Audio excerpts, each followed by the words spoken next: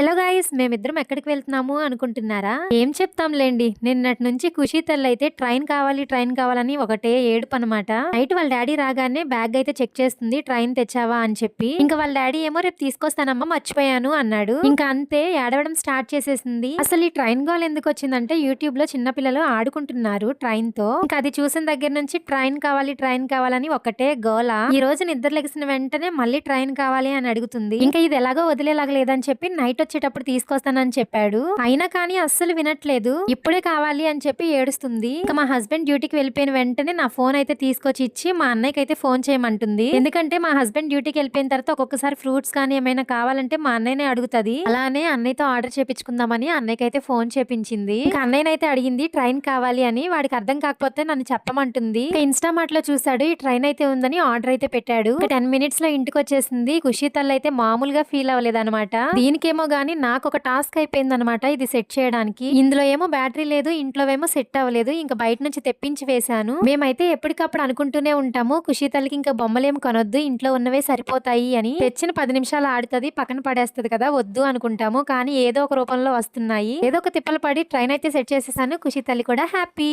Okay guys, ఈ video ఇంతే. ఇంకా బై బాయ్.